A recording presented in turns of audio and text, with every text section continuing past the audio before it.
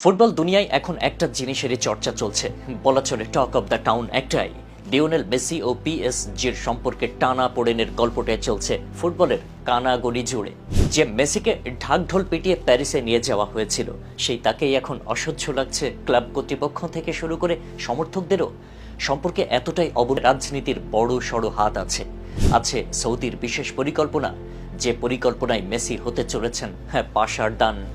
কাতার বিশ্বকাপে সবসময় আন্তর্জাতিক বিভিন্ন গণমাধ্যম দাবি করেছে সৌদি আরবের এই বিশাল পরিকল্পনাতে একটা বড় ভূমিকায় থাকবেন মেসি।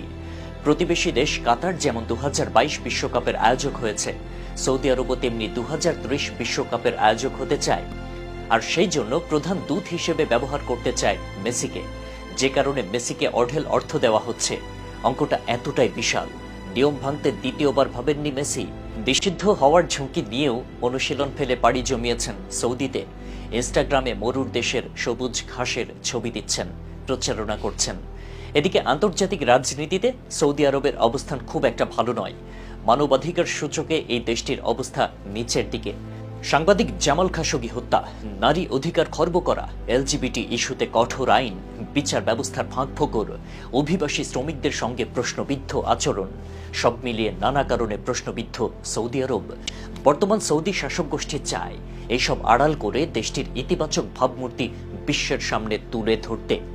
মধ্যপ্রাচ্যের অন্যতম ধনী এই দেশটি নিজেদের ভাবমূর্তি ফিরিয়ে আনতে সবার আগে খেলাধুলার দিকে নজর দিয়েছে। বিশেষ নজর দিয়েছে সবচেয়ে জনপ্রিয় ক্রীড়া ইভেন্ট ফুটবলের দিকে। মেসিকে সৌদি তাদের পর্যটন দূত বানানোর অন্যতম কারণ এটি। সৌদি প্রো লিগের দল আল হিলালে মেসির যাওয়াটা প্রায় নিশ্চিত।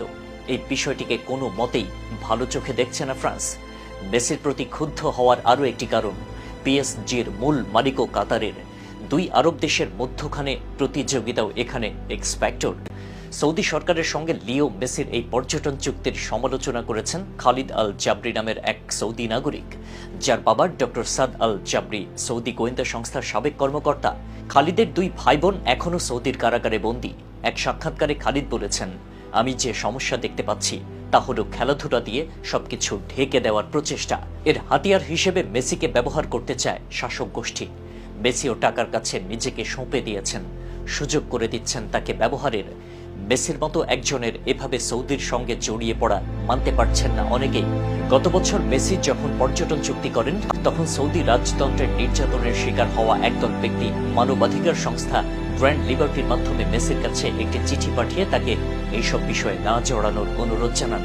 তবে এটা নিশ্চিত, ইচ্ছায় কিংবা অনিচ্ছায় ইতোমধ্যেই আন্তর্জাতিক রাজনীতির কানাগলিতে ঢুকে পড়েছেন লিও।